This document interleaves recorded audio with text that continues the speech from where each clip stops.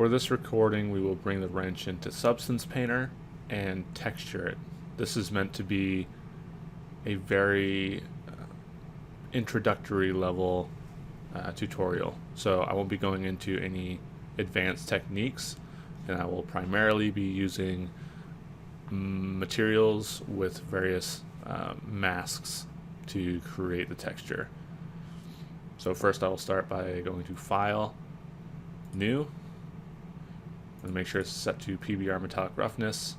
I'll hit Select here, find my model, my FBX. I'll change the resolution to 2048, and then I'll hit OK.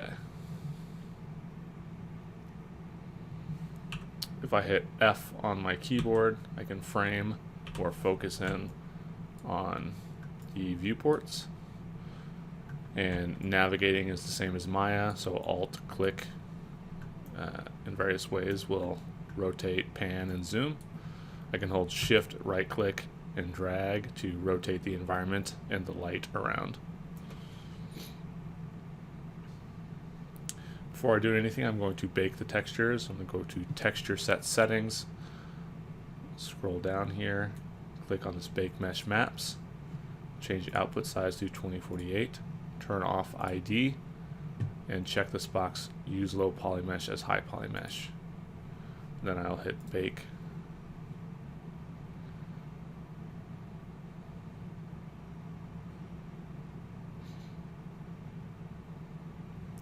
Once it's at 100%, I'll hit OK. I'll go to Layers up here. I'm going to create a new folder, and I'll name this folder Height. This will contain all the height information in regards to stamps, like height stamps. I'm going to delete this layer 1. And now I will create a fill layer by clicking on this. I'll move it into the height folder. And down here, I will turn off color, rough, metal, and normal because I only want to affect the height. And I'll just change this value so I can see so I can see it. I'm going to name this text. And there are a couple different texts on the wrench. So let's do a couple of those. I won't do all of them, but just a couple. Alright, so with text selected, I'll right click and on the layer and hit Add Black Mask. And I will come down to, drag down to where I can see this alpha box. In the shell file, type in font. And make sure that I'm searching in all. So I clicked on the little X there. I'm searching through all the assets. So all of these that say substance are different fonts. I'll choose one like this one. And now that I've clicked on that, you'll see that the alpha has changed to that font, and I will change this to whatever I want to write, like 14.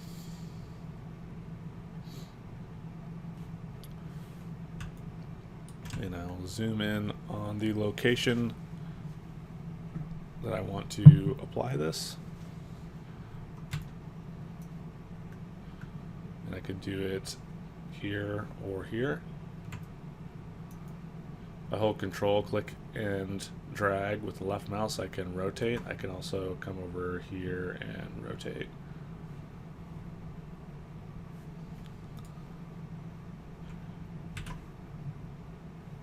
Going to increase the size of this. I can hold Control, right mouse, and drag to increase the size. So you get something like that.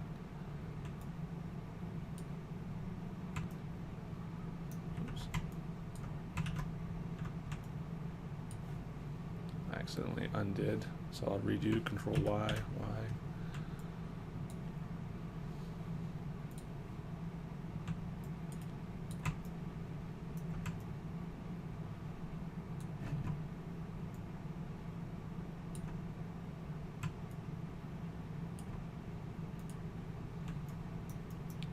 something like that. And then behind, up in here, there is text, and it says alloy steel, like that. So if I were to come over here and click, it's going to go across the whole surface. I don't want that, right? So you could say, oh, I actually want to do that over here. But again, it's going across. So to fix that, I need to change alignment here to UV. And let's rotate this like that. And now you'll see that it goes behind there. I'm trying to get that a little better.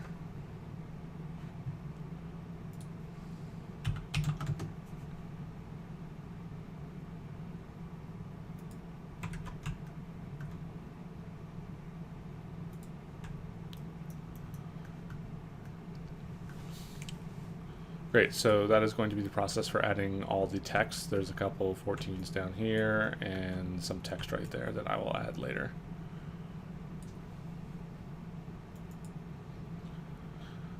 All right, the benefit of doing text in this way with the fill layer is I can select the fill layer and I can drag the slider and I can still manipulate the strength of that height whenever I want.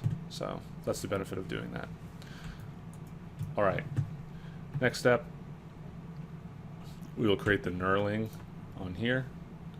So I'm going to create a new fill layer and I will name it knurling. Whoops. And again, I will turn everything off but the height. Over here, I'm going to go to procedurals, and I'm going to take this brick generator and drag it over to the height. You'll see that it's applying it to the whole mesh, so I need to add a mask. So I'll right click on this, add black mask. Then I need to unmask, and the UV for this piece is right here. So for me, I'm going to change this view to 2D only, and over here I'm going to click on this polygon fill, and then I will click and drag where the knurling exists on the wrench, which is right here. Then I'll go back to my 3D and 2D view and click on this brush so I can get the wireframe gone. Alright, so now it's in the spot where it needs to be, however it is way too large. So I'll click back on this box right here. And the first thing I'll change is the UV scale, and I will drag this up to increase the scale of the UV. Something like that. In rotation, I will rotate this because these are more diamonds. So I'll just type in 45 here.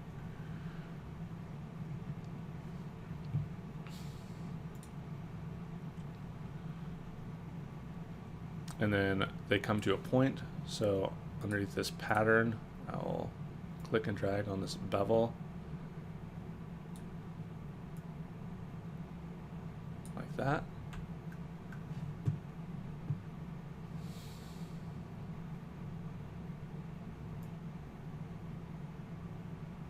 Play with this a little bit, something like that.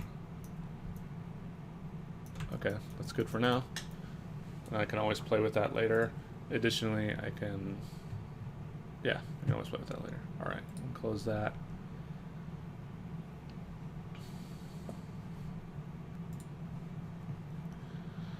And I'll close this height folder, create a new folder. I'm going to drag it out of the height folder, and I'll name this handle. And all of the handle materials will be located inside this folder.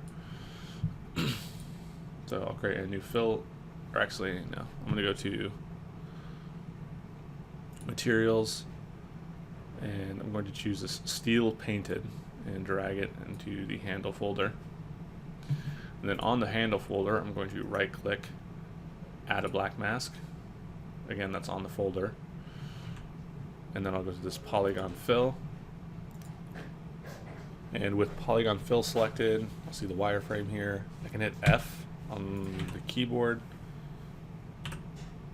And for me, I arranged all of my UV shells that are the handle on this left-hand side. So over here where it says fill mode, default is polygon fill. And what I want is this UV chunk fill, which is this icon right here. Now I can simply come in and just click on a UV shell and it will fill that shell with that material. I can also click and drag. So I know that all these shells are the wrench handle, so I'll click and drag over these like that, and we'll look around, make sure I get this one.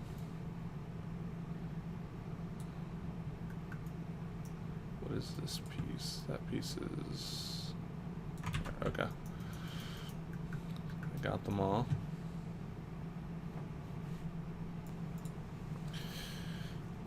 Next I will select the steel painted layer, and I will rename this to red paint. And down here and underneath parameters, I will click on paint colors and choose a red to my liking. Something like that is good for now. And remember, I can always select this and come in and adjust that color as needed. Now there's a lot of chip damage and wear damage on this pipe wrench, where we can see the metal underneath, which is very dulled and kind of almost brown or gray. So let's add that material. I will select this steel rust and wear and click and drag it above red paint. You'll see that it has completely covered up the red paint. I will now add a black mask to it. Actually, I will not add a black mask. Instead, I'm going to go to the left in the shelf where it says Smart Masks and choose that. A smart mask is a mask that has various parameters that you can adjust on it. In addition, you can also paint on it. So I'm going to use concrete edges because I feel that it is a good starting point for me. And I was right here. You can switch to the brush mode if you still have that wireframe on, so you can get a better look at what is happening. So again, this is just the starting point. From here, what I do is I look around to see if there are obvious UV seams. And I can come down to, with the mask selected, I'm actually going to rename this layer as well to name base metal. With this mask selected, I can click on this grunge concrete, and I can adjust the strength of that here, the balance. If I click on the mask builder, I'll have a lot of options to adjust exactly how this mask is being applied to the mesh. The first one is the level, so how strong do I want this, right? So I can play with this, or the contrast, the grunge, until I get something that I like, or something closer to the reference.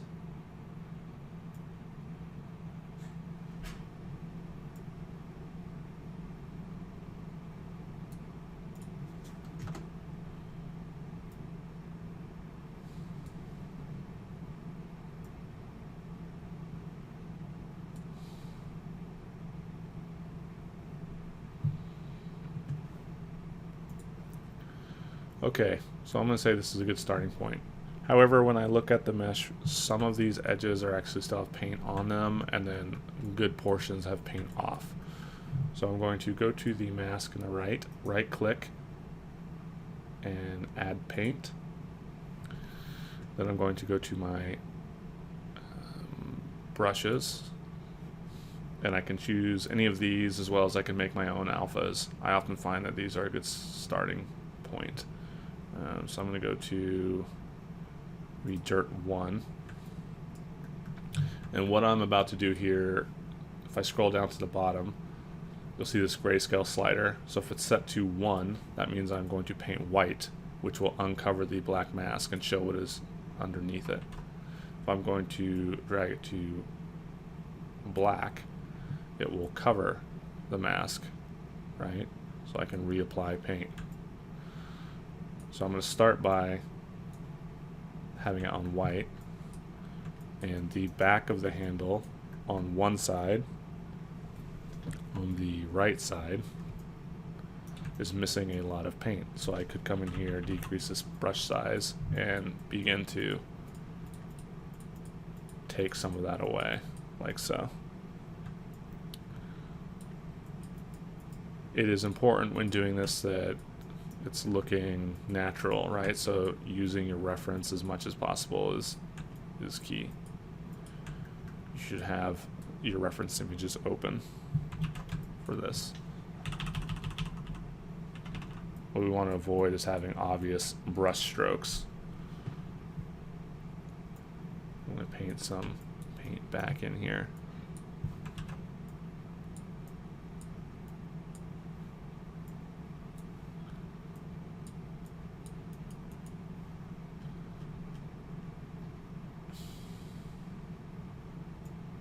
Turn this jitter down a little.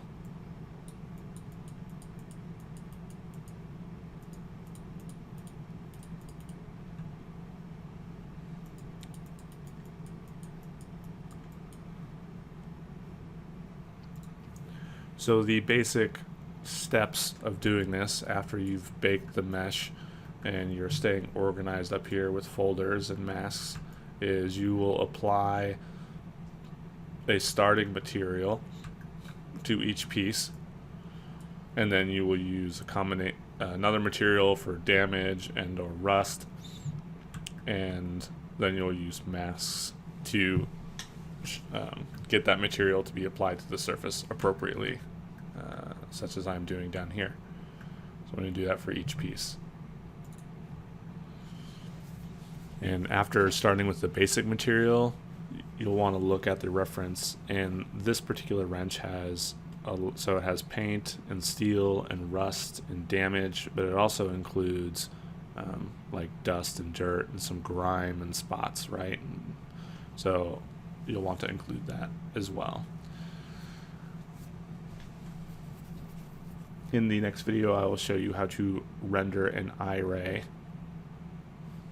once you've completed the texturing.